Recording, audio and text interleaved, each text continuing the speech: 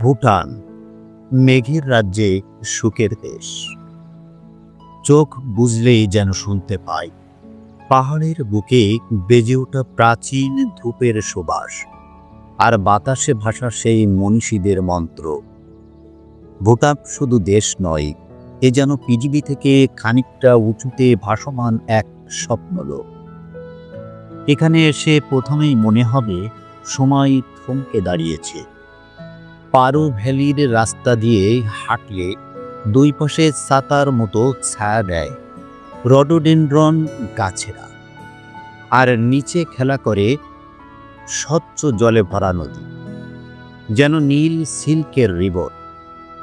শীতের সকালে যখন উপত্যকা জুড়ে কুয়াশার চাদর টানাটানি করে, তখন তাকসাং গুনফা যেন সোনালি আলোয় জ্বলে ওঠে পাহাড়ের কোল জুড়ে। একটা বৌদ্ধ প্যাগোডা নয়, মনে হয় স্বর্গের ছিঁড়ি। ভুটানের হৃদয় খুঁজতে হলে নামতে হবে তার গ্রামে গঞ্জে।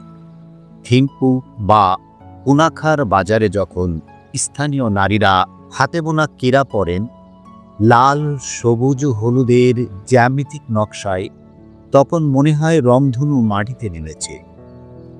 আর কুনাখার উঁচুলা পাশে পৌঁছালে তো কথাই নেই। 16,000 ফুট উচ্চতায় দাঁড়িয়ে যখন হিমালয়ের চূড়াগুলো রোদে সোনালি হয়ে ওঠে, আর পাহাড়ের গায়ে প্রার্থনার পতাকাগুলো ঝড়ের গান গায়, তখন বিশ্বাস হয় দেবতারা সত্যিই বাস করেন এখানে।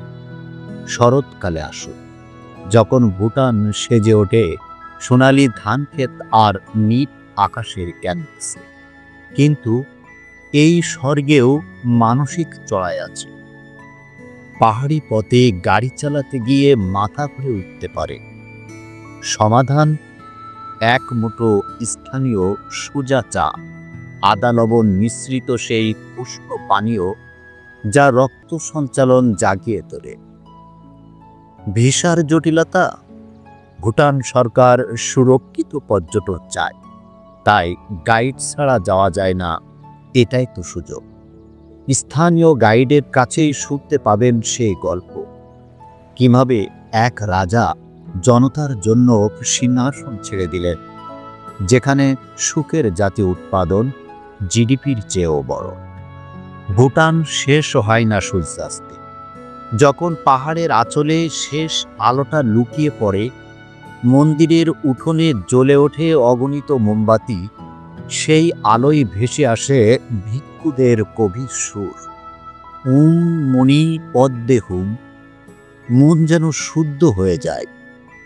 এখানকার মানুষ বিশ্বাস করে সুখ কোনো গন্তব্য নয়, সুখ তো পথেই খুঁজে নিতে হয়। হয়তো এই পাথরের পথ, এই নিচু নিচু পাহাড় শেখায় ধৈর্য, শেখায় খুশি থাকার রহস্য। তাই তো বিদায় নিলেও মনে হবে ভুটান যেন মেঘের আড়ালে লুকিয়ে থাকা এক প্রেমপত্র, যার প্রতিটি পাতায় লেখা ফিরে এসো আরেকবার এই সুখের রাত।